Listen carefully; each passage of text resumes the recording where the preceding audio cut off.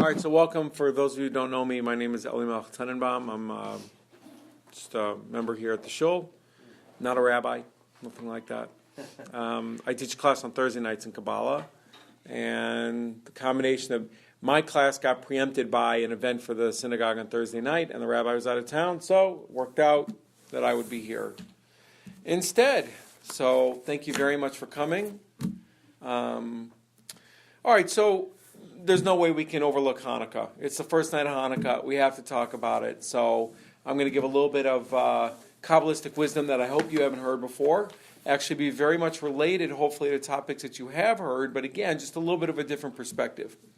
So one of the things that's brought up in discussion, I know Rabbi Anderson talked about it last year when I came to his classes, and I think it's been talked about again a lot, is why is it that we light candles or oil? Why do we light a flame when that's only one part of the miracle of Hanukkah?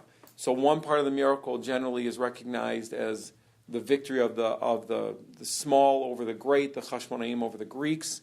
And another part of the miracle was the reanointing, the rededication of the temple with oil that should have only burned for one night and ended up burning for 8 nights.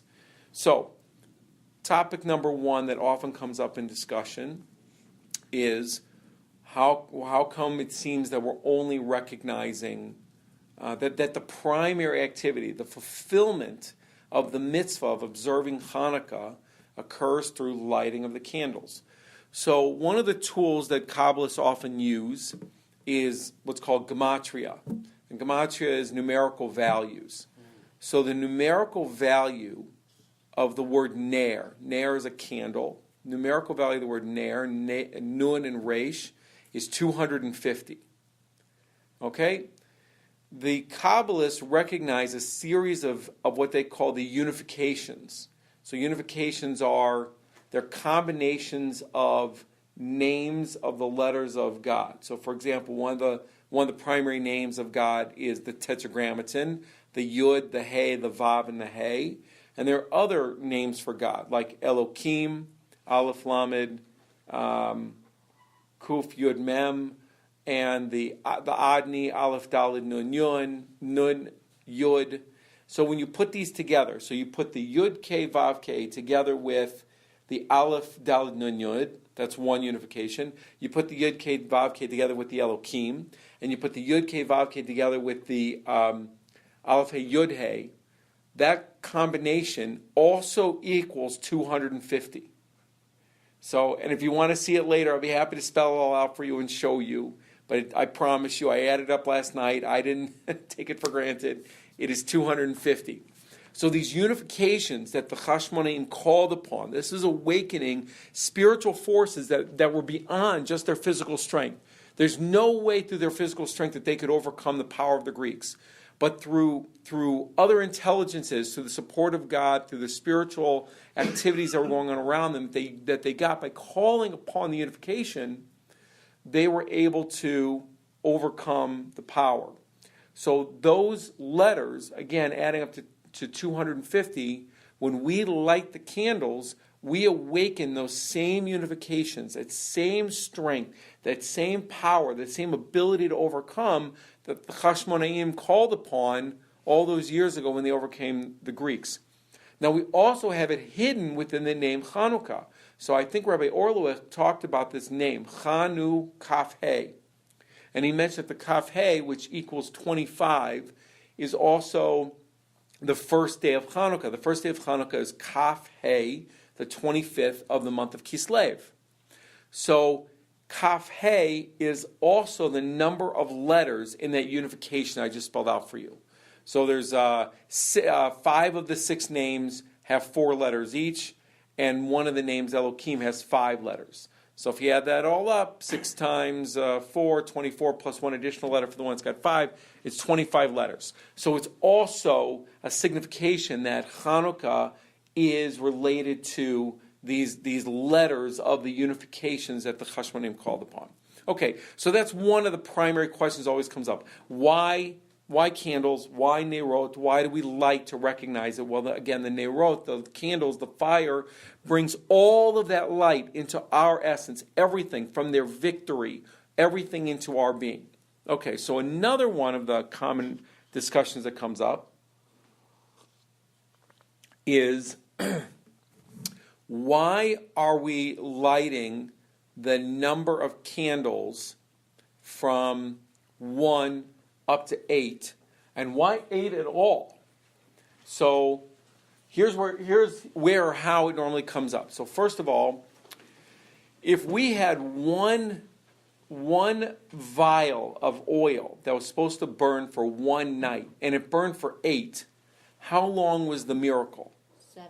It was 7 nights, right? Should have burned 1, so there were 7 nights of miracles. So why are we burning 8 candles? That's one question that comes up. Another question that comes up is, why are we going from 1 candle up to 8 instead of from 8 candles down to 1? Because we started with a bulk of oil, and it was the amount of oil that it was going to burn. It turns out it was going to be a miracle. It was going to burn for 8 days, and then it had 7 days left, and then it had 6 days left, and 5 days, and down to 1 day left, and then it was extinguished.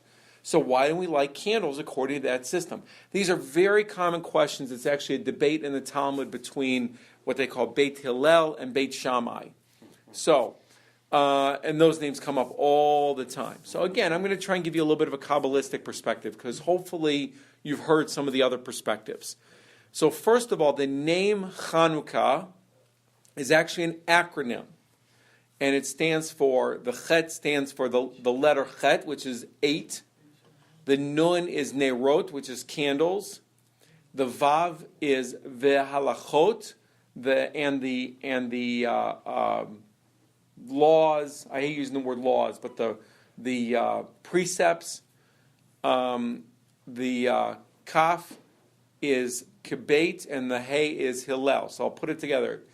Chet Nerot Vehalachot Kibet Hillel, which roughly translates to mean 8 candles according to the designations of the house of Hillel, Beit Hillel.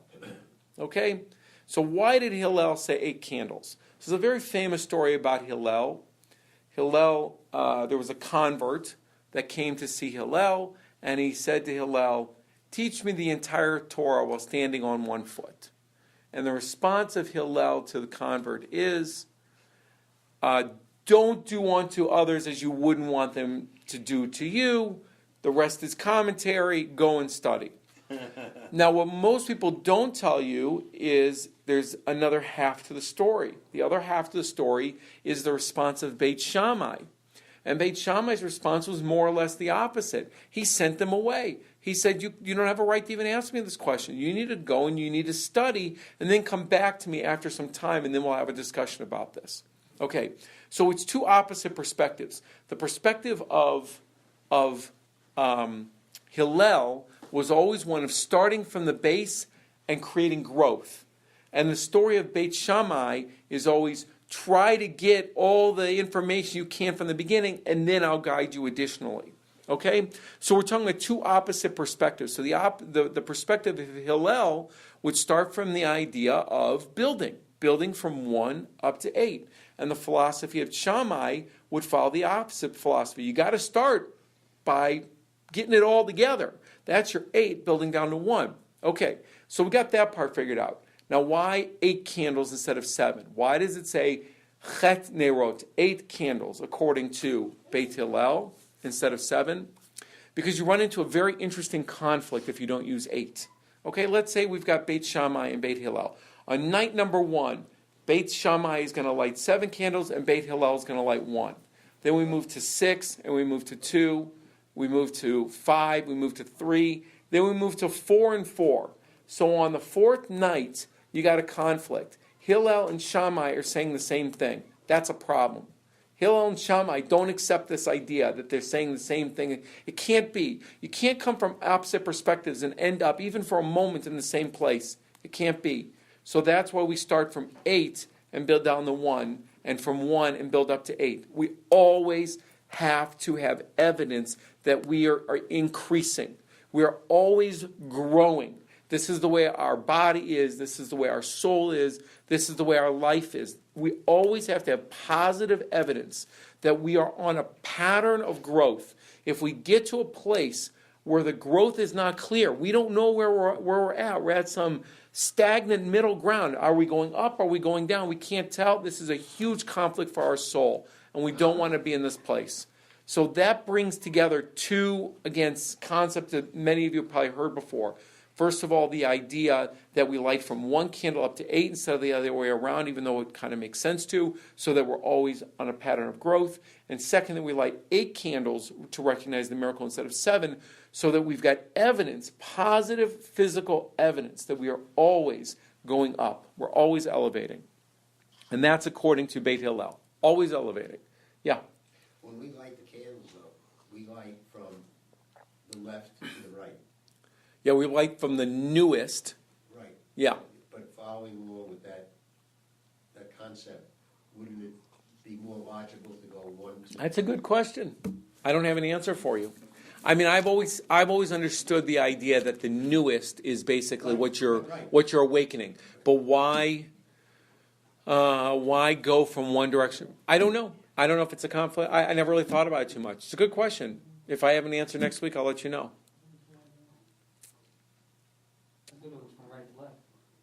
We put them in. We put the new one in first, and we go back down. And then when we light from right to left. Right? I'm saying that right, aren't I? We put them in from Left to right. You put them in right. You put them. I'm sorry. You put them in right to left, and you light them left to right. You light the newest one first, always. Don't you also put the newest one in first? I don't think so. It's right to left in. Yeah. Light left to right. So if it's a new day, I guess you put Okay. it in first. Then you put the other one in. Anyway, it's a good question. I don't have an answer for you. Okay. Whole new topic. Okay. Tonight I'm hoping to talk about the idea of the technology of receiving. And we're going to learn very quickly why receiving is important. And again, the word Kabbalah means to receive, so obviously there's got to be something really important about it. I think we're only going to touch the surface of this idea tonight. It'd be wonderful if some of you chose to come back on Thursday nights and hear more of the topic. Not this Thursday night, right? But I hope to at least give you enough of a taste to leave you with something to think about by the end. Okay. So there's something talked about throughout all types of Jewish wisdom, and actually it's spoken about in religion in general. It's something called ex nihilo, means something from nothing. All right, that's a Latin word, and it comes up quite often in discussions about religion, about God, about creation. You know, was there something out of nothing? And if there was, what was the something and what was the nothing? So if there was a something and if there was a nothing, the idea behind this needs to be that the nothing has to literally be something that had no existence, no source whatsoever before it originally was created. Okay? So we start from the idea that there is a supreme being ruling over nothingness. And that supreme being wants to do one thing that isn't within his essence. Wants to create something from nothing. And again, that nothingness doesn't mean that there's just an empty void. It actually means that it doesn't exist at all. There is nothing, there is no relationship with what is to be created compared to what is creating it. It is something entirely new. Okay, we talk about all types of different attributes of the Creator, of God. We talk about Him as being merciful, powerful, knowledgeable, of judgment. We talk about Him in some, I guess you call them negative attributes in some cases too, depending on the context. But there's one thing you will never, ever hear about the essence of God. Would anybody like to try and take a guess? Hateful. What's that? Hateful. Hateful. We hear things about God that God became angered by. He became, remember, I don't know about hateful, I don't know if I would use those words, but we hear some of these kind of. Specifically malice, not necessarily Oh, anger. that he could do something evil. Yes. Oh. So then why do we experience the things that we experience in this world? Okay, now, and I'm not asking you to answer that question. It's actually sort of something we'll get to tonight. It's related to the topic that we're dealing with. But it sure looks like there's hatred in the world, right? That's beyond God, though. That's a human. And there's an aspect of that. That's true. That's true. God has no ability, even now, after creation is complete, and after all of us have inhabited the world, there's still something God is unable to do. God is unable to receive. He's unable to receive. God is only a giver. He is never a taker. It's impossible for God to take something. Yeah. Well, what about the praises we give him? Great question. Great question. So what about those praises that we give him? What about anything that we do in this world? Okay, and we're not going to go into that part of this topic in detail tonight. There's just not time to. But it's a terrific question, and it's something that haunts people. And at some point, a lot of people become frustrated or upset by the idea, I've done all this for you, and look at what you've done to me. Look at what you're doing for me. Well, look at what you're doing to me. And it ends up being the downfall a lot of times of people who have either a religious background or become religious at some point. And we will reach the conclusion that God gave you these tools for you, not for him, because he can't accept your blessing. There's no way for him to receive something back to him. This is the idea that there was this void out there, and that void had to be filled something again by something that didn't exist in any way, shape, or form. Didn't exist. So the thing that it was filled by was this element of receiving, something that he can't do. So yeah. But in the Amida, don't we spend the first part of the Amida praising? We spend a tremendous amount of our time praising. We're actually instructed, so to speak, to praise. Blessed are you. That's right. Right, but you're saying that by our doing that, though, it's not being received? No, It's but it's not for him, it's for us. that's right. It's in order. It's for us to do it. It's in order to bring ourselves to a higher state of perfection. Okay? And I hope by the end of this class you'll have some understanding of why that would need to be the case. What you need to perfect, what you need to correct. Yeah. No, when you mean a higher state of perfection, you mean like a higher state of professional gratitude, in a sense? It's only a portion of it. I hope that we'll get to some of it. I hope that we'll get through enough of it that it'll be clear why you need all those things. It's a complicated topic, but it is the essence of almost everything else we're going to build on in the study of Kabbalah. I'm really scared to write down God does not receive.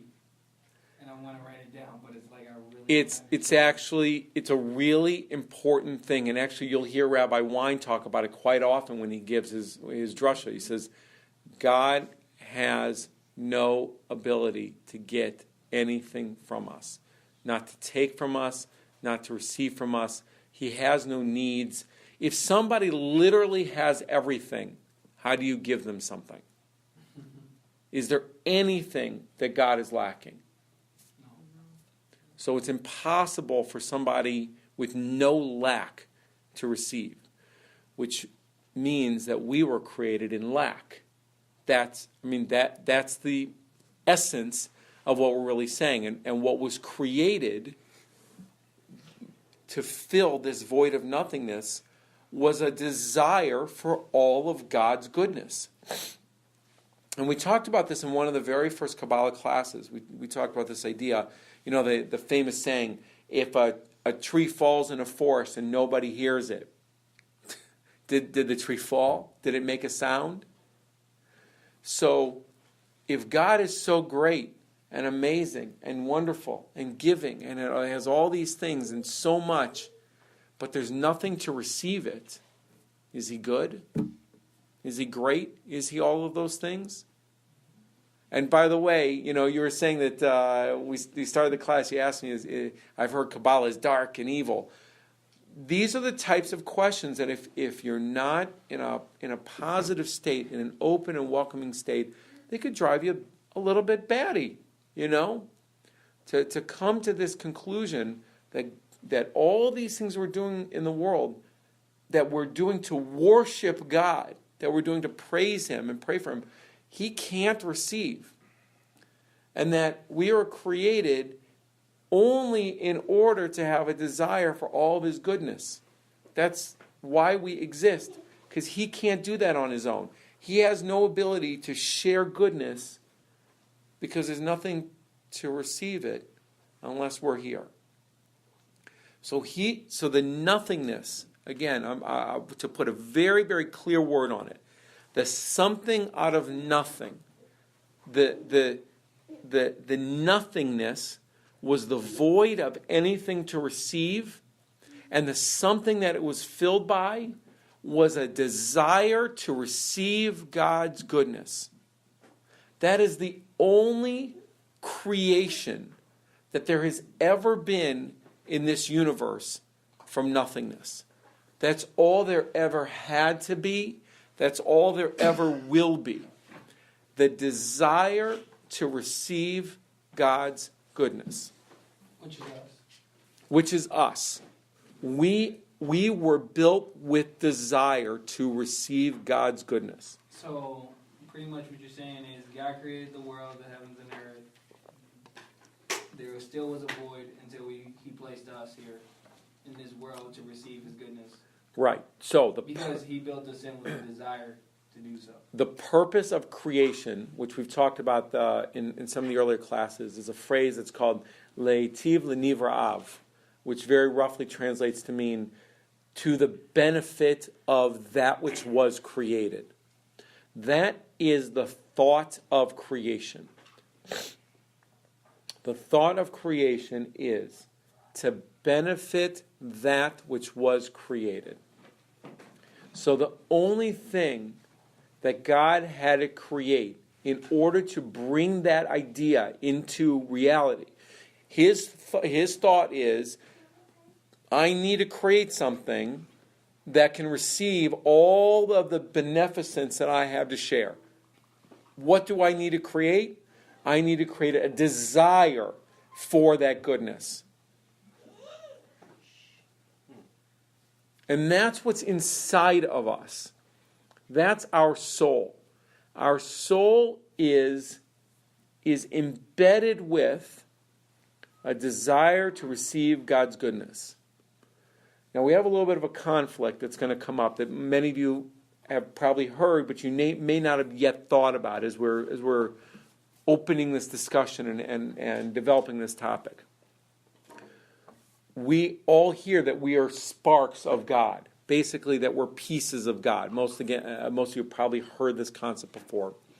The Kabbalists will often use the analogy that we are like stones that are sitting alongside a mountain. So the mountain is the essence of what God is, and we're the pieces of the stone that have fallen off the mountain, so to speak, or have been knocked off the mountain, or have been separated by a tool, by an axe, by a chisel, something like that. So that's how the Kabbalists describe the relationship between God and the soul that each one of us have of God within us. So we are a piece of God, just like a stone was a piece of the mountain. And the only thing that differentiates them is basically a physical space, a gap. Yeah. And that gap's there because we were separated from the mountain, or that gap's there because we...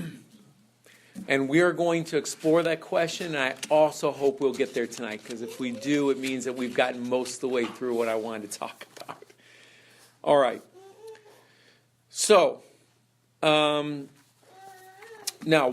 what we learn about desire, what we know about desire in our physical world, is that desire has the ability to create one of two net effects.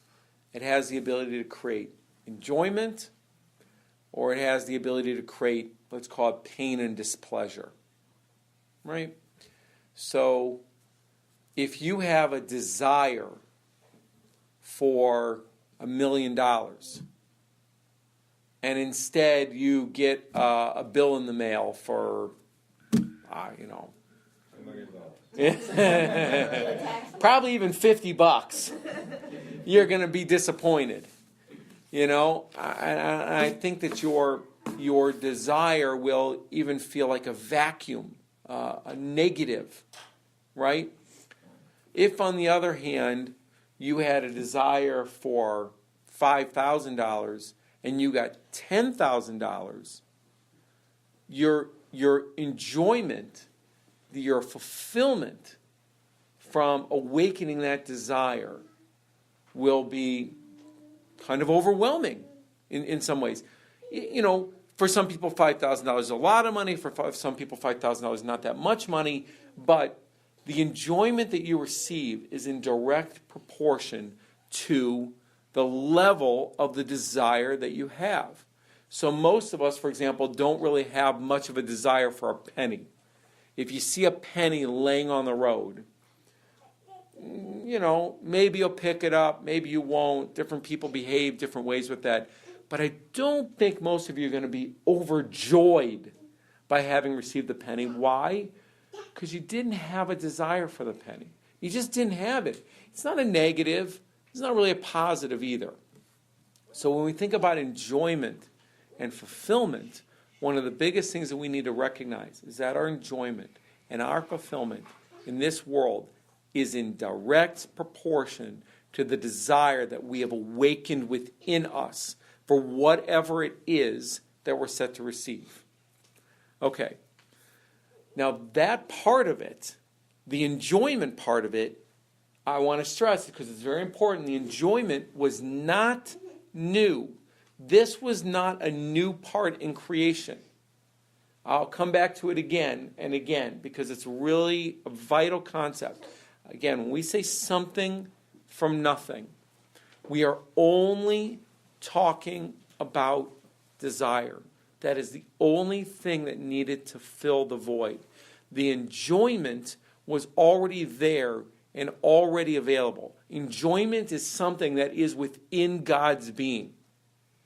Okay? Enjoyment, fulfillment, excitement, those are all things that are words that we describe as God. And they don't conflict with the idea that he's not a taker.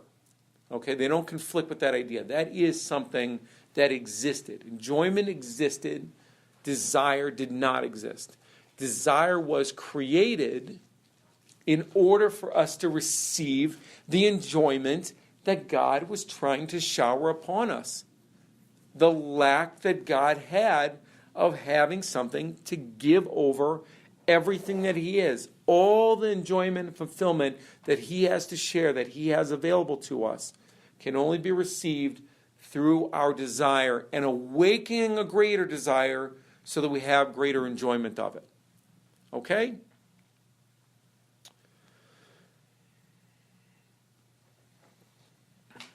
So God's entire purpose, again, with the thought of creation, God's only purpose for his own existence, and therefore the thought of creation, was to have something to receive his infinite beneficence.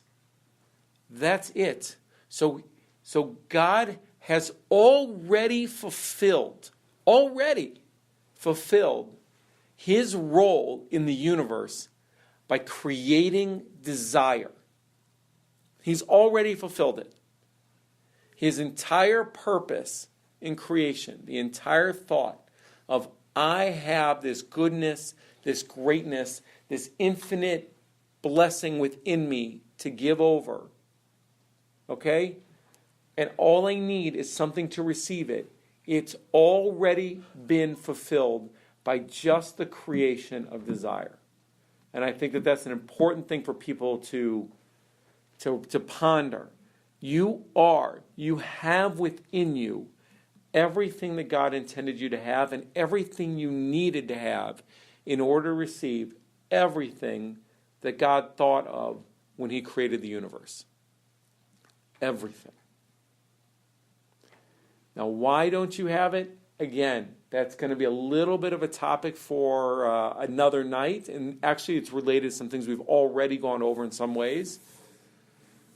But if you really want to become excited and overwhelmed and fulfilled by the idea of life and your connection to God, all you need to think about is, I was created already with everything that God needed to create in his entire thought of creation. I am desire. All right. Let's get back to the stone and the mountain. Is that why, I don't remember who it was that was teaching that. He said that the universe is here for our benefit or for our enjoyment. And so for each person, that's why Right. So the we universe is here. we talked about this, and I think I've heard Rabbi Wein talk about this as well. So one thing that we can use to help us connect to God on a regular basis, and something actually I think the Talmud talks about that we're obligated to do, is to, in our mind, in our soul, try to trace ourselves back to Adam Rishon, to Adam. Okay, Adam was the only human that this world was originally created for. God created the entire universe for the benefit of one man. I'm hesitant to use that word, but hopefully everybody understands what I say. When we use the word Adam, these days in modern Hebrew, when we use the word Adam, we're referring to humankind. We don't. Adam is a masculine word, but when we want to say man, we say Aish. When we want to say woman, we say Isha. So if you're talking about humankind, you're talking about Adam. Okay, so it was created all for one man, for one human. Who is that human? It's you. It's you. It's you. The entire, not just this whole room, not just all the people that are sitting here or in Las Vegas or in the United States. 7 billion souls are in this world only for you. The beyond our ability to comprehend 13 billion light years of space, in this universe, was created for you. It's really, again, mind-numbing, but it's not meant for that. It's meant to help you say, I personally have a connection to God Almighty. I was part of his thought of creation. The desire that's within me is a part of what he intended when he wanted to share all of his goodness and beneficence with me. And if we can do that with humility, and this was also one of the things we talked about, if we can do that with humility by saying things like, Baruch atah, blessed are you.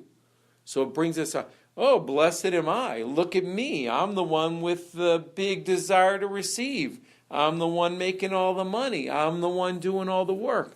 If we get that, we create a gap, a separation between us and God. We have no way from that place of ego and haughtiness to actually have a personal relationship with God. And I think that actually segues well back to the stone and the mountain. So in the physical world, the stone and the mountain are separated by a gap, by physical space. And some type of tool created that separation. Maybe it was a great wind, or it was water over a period of time that, that created a cut that a piece fell off. Or maybe a person came along and smashed it. Maybe it was an earthquake. Whatever it was, some physical force caused the separation, and that separation results in a physical gap. The spiritual world is a mirror of our physical universe. That's how the Kabbalists describe it. So there must be an analogy, a corollary. There must be a matching component in the spiritual world to what we see in the physical world. The matching component to the stone and the mountain in the spiritual world, so we're talking about God's essence and the soul that's within our body. So the spiritual comparison to the physical gap is what the Kabbalists describe as difference in form. Okay? So it's like the idea of like attracts like, opposite repels opposite. So, and it happens again in our physical universe. So if you have an affinity with somebody, if you have things in common, if you're able to speak on their level, if you're able to relate to them well, you're likely to have a nice relationship with them. You're likely to feel closeness. So that like attracts like. And opposite, if I don't feel any type of connection to you, if our thoughts are not only opposite each other, but it seems our modes of communication are even off-putting to each other, so we can't even talk and negotiate and resolve anything between us, you create gap. And actually, Rabbi Wein spoke about it during his drasha this past Shabbat. He talked about the story of Joseph and his brothers. He talked about the idea that what was one of the primary things that was wrong with the relationship between Joseph and his brothers. And it was that they saw each other from afar. Okay? And it comes up twice just in the first portion of the Torah. That's what Rabbi Wein was sharing. It comes up twice, and when something comes up twice, it's normally for emphasis. And the emphasis here is that Joseph and his brothers weren't communicating. They weren't talking. They saw each other from a distance. They weren't able to sit down and talk things out. They weren't able to resolve differences with each other. Opposites repel. And that's what happens as a result. You get thrown in a pit and get sold to Egypt and end up in prison. And, okay, we won't go to the end of that story because that involves a lot of other very interesting things that are going to happen this week with Joseph coming out of prison. But in the meantime, all of that creates opposite. It creates difference in form, and it creates a spiritual gap in addition to a physical gap.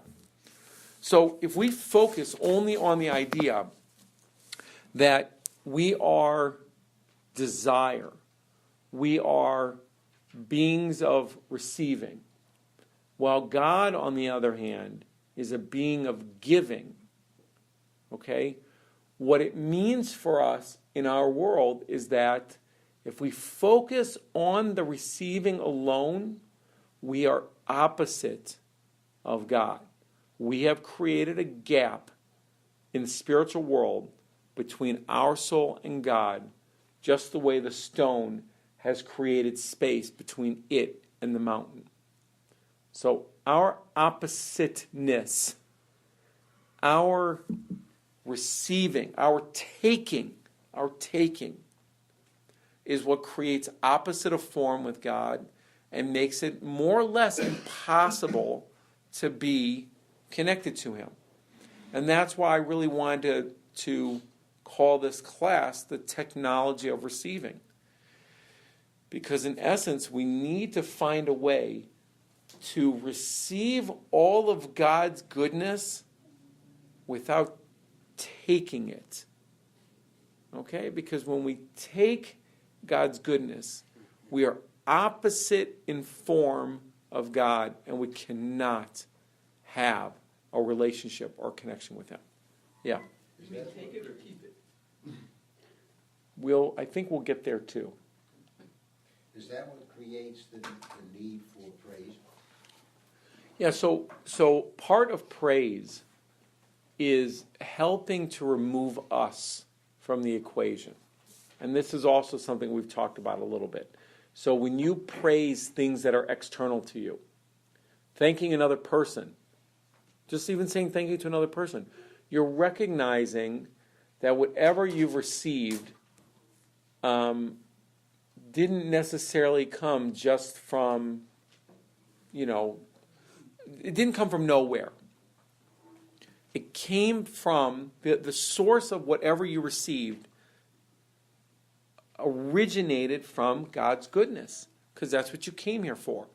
So the ability to say thank you, the ability to give praise, the ability to bless something external to us, to recognize that the source of what comes to us is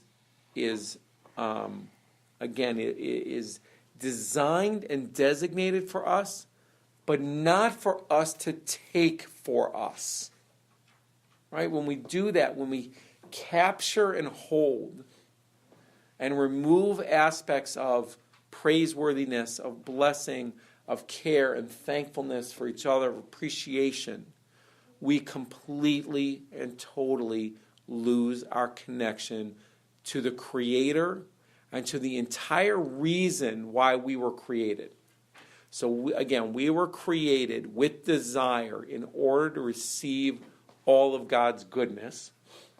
We create separation of form with God when all we do is take or partake of His goodness. When that's all we do. Okay? So our enjoyment and fulfillment that's created by our desire, the desire that God put in us, is intended for us to get back to the idea of leitiv l'nivar av, to receive all the goodness that the Creator wants to bestow upon His creations. So what happens is we become we come to this physical universe with what the Kabbalists call a vessel. The vessel is it's basically the matching of our body and soul. It's what gives us something to receive. It's just like like a cup. A cup is a vessel, and this vessel can be empty. It can be filled. And probably the worst thing that can happen to this cup can be forced to overflow. So that's what a vessel is. That's what we are. Now, what's the problem with overflowing? Overflowing is the idea that we are taking more of God's goodness than we even have the ability to receive. So if I keep on pouring and pouring and pouring, and it starts to overflow, but I'm still just this vessel. That's all I am. That's all I've got. That's all that can be used to fulfill me. Where's everything else going? It's going to waste. I'm throwing away God's goodness. That's what I'm literally doing. Throwing it away. As opposed to if I take on a certain amount and I'm almost full and I share it with another vessel on this side, there's infinite goodness that's coming from God. Infinite. There's no end. And when I recognize that and I accept the idea that it's only my vessel and my desire that's creating the form that all this goodness takes on, then I can figure out something better to do with it. That's what I can do. Okay, so I'll say that part again. So my vessel is what gives God's goodness form. Without it, again, God's goodness all just kind of falls to the side. So if I've got a small vessel, okay, I have a small desire to receive or a small ability to receive. You see some people out there, like you try to give them, and it falls out of their hands like nothing. They haven't even been able to grow their ability to receive. It's a skill. It's something that comes with practice, with building muscles, like like anything else. You have to build up that strength. You have to build that vessel, and the goodness that God gives you is formed by your vessel. Imagine it like a blob of Play-Doh, right? So you have a blob of Play-Doh, and you put it through one of those machines that's got the little star, template at the end, right? And you push it down, and it comes out a star, right? So that's what happens. This ball, this glob, has no form of its own. It is only goodness. It's only there to get shoved in that machine and get pushed out the other end. It's the only reason for its existence. It has no value just sitting in the container. It's nothing. You can say it's cylindrical, you can say it's a ball, you can say it's whatever, but it has no value. It only has value once you push it through and it becomes a star. Once you push it through and it becomes spaghetti. Wow, now that's cool. Now I can play with that. I can do something with that. And that's what we can do with our soul. We can take all the goodness that has no form, and we can understand how our vessel, how our desire, how our ability to receive can interact and create shape and form for all this goodness. And that's how I can receive enjoyment. And one sure sign that there's something messed up with your vessel, that you were supposed to be, pushing it through the star shape, but you're actually pushing it through that shape that has a weird form that just looks like a bunch of mush, is that you're not feeling any fulfillment. You're not enjoying life. You're not feeling pleasure in relating to other people. You're not feeling, excitement about having a positive working relationship with God. All right.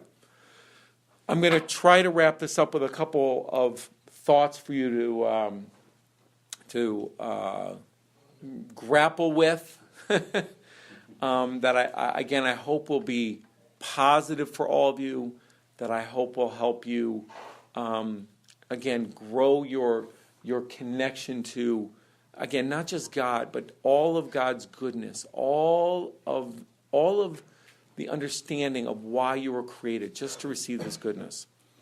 So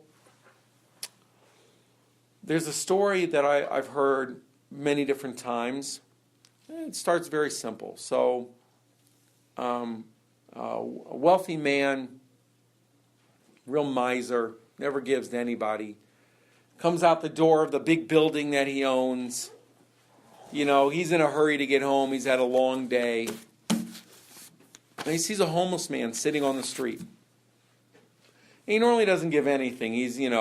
But he's fiddling around his pockets while he's thinking about some things, and he happens to feel, a couple quarters sitting in his pocket. He's like, all right, I guess this time, I've got him. I'm going to do him. So he takes them out of his pocket, and he just, here, take it. Continues walking, and a couple seconds later, he hears ching, ching, and he sees his quarters sitting next to him. And he turns around, and he realizes that the homeless man threw the quarters back at him. And he goes back to the homeless man and says, what are you doing? How could you give me back? You're homeless. You have nothing. How could you give me the money? I don't want that kind of money. I don't need your pity. I don't need your throw your quarters at me. I don't need that from you. The rich man is stunned, shocked, and he looks at the man again. He says, okay, no, I want you to have them. I want you to have the money. Here's the money back. Here are the quarters back. I'm sorry, this isn't feeling sincere for me. I don't want them. Thank you. Have a great day. Give them to somebody else. This is not. And they argue for a period of time. The man starts taking out his wallet, and now he's taking out singles and tens. He's trying to give this guy hundreds of dollars. He just can't. The guilt is just destroying him. He can't take it, what this man is doing to him. And finally, the homeless man has an awakening. And he agrees to take the money. Why did he agree to take the money? Anyone want to hazard a guess at this? How did the story start? We think that the story started that, at least in the rich man's head, the rich man was the giver, the poor man was the receiver. Right?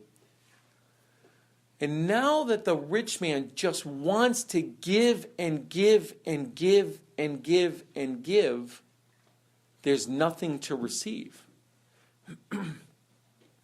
Finally, the poor man realizes that he's creating a conflict that he'll never get out of.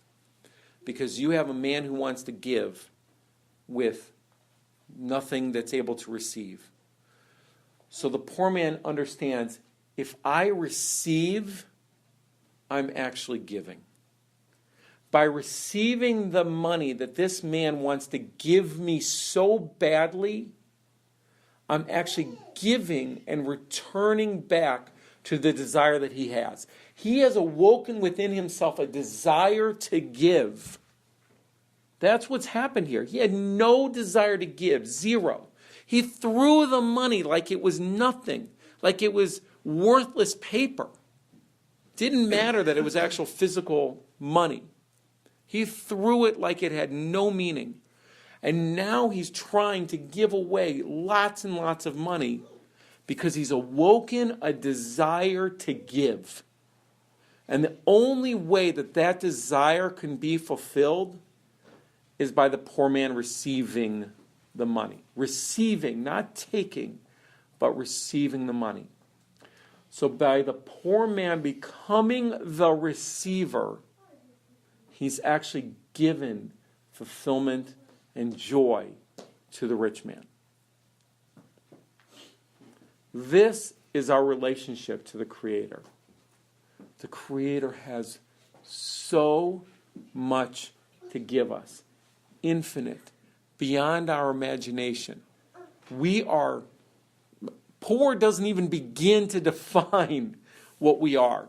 No matter how big we've made our vessel, whether we're Bill Gates and we've filled it with tens of billions, or Jeff Bezos, who I guess now is 100 billionaire, it's nothing compared to what God has available to give us. Nothing. And it's not about money, by the way. I don't want to make the story about money. The story is about enjoyment, fulfillment, appreciation of life. That's what it's about. The ability that God has to awaken within us so much joy and happiness and excitement is beyond what any of us could possibly imagine.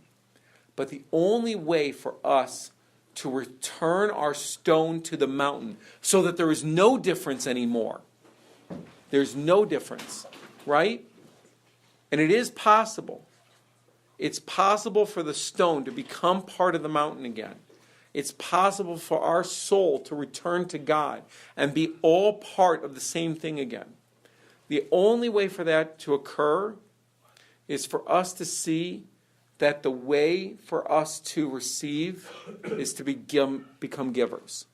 Is to become givers.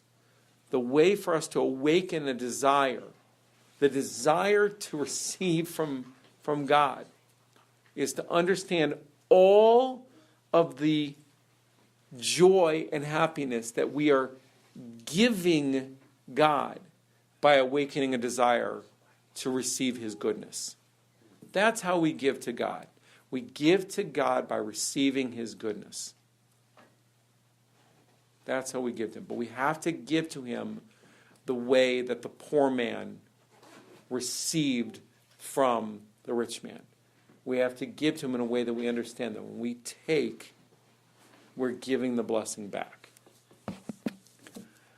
I think that's a lot, again, for one night. Sounds like mustard to me. I completely agree with that.